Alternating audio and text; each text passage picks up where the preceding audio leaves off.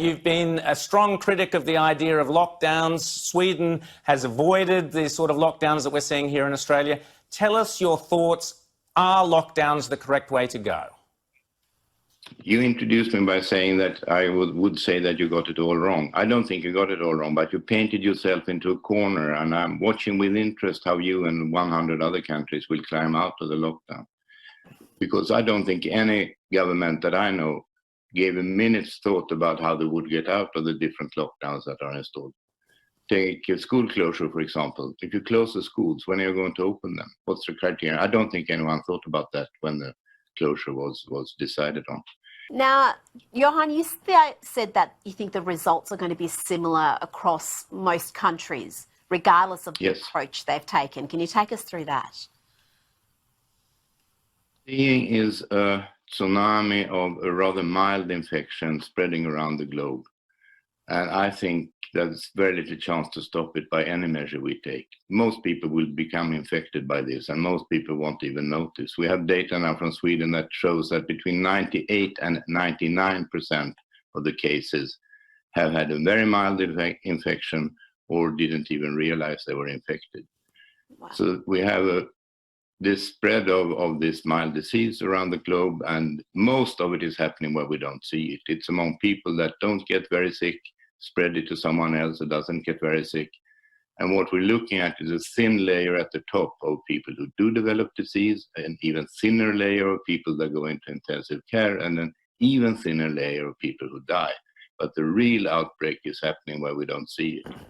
Now, here in Australia, we've done an incredibly good job suppressing it.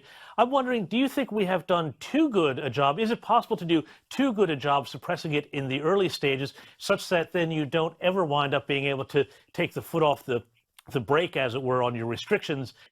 But you may succeed, and New Zealand may also succeed. But I've been asking myself, when New Zealand or Australia has stamped out every case in the country, what do you do for the next 30 years? Will you close your borders completely, quarantine for everyone who's going to Australia or New Zealand? Because the disease will be out there. I don't know how you're going to handle that, but that's your problem. But you think that at the end of the day, they're all pretty much going to end up with the same fatalities, the same results, the same deaths, regardless of what measures they took. Explain that. Basically, I think that's the same. Because like I said, the real epidemic is invisible. And it's going on all the time around us. The other thing with the lockdown is when you open it, you will have more cases. So the countries who pride themselves in having few deaths now will get these deaths when they start lifting the lockdown. Now, you mentioned that the overwhelming majority of people who get this disease have no symptoms or very minimal symptoms.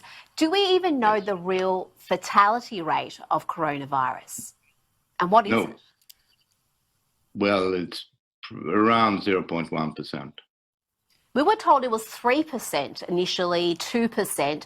Are you saying now if it's 0.1, that's pretty much the same fatality rate as the regular flu, isn't it? I think it's a bit higher, actually. I had said before in Sweden that this is like a severe influenza.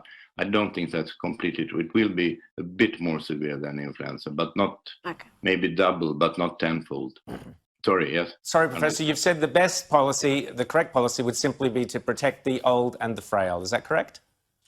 Yes, and that's the Swedish model has sort of two pillars. One is only use measures that are evidence-based, and there are two that are evidence-based. And one is washing hands is good.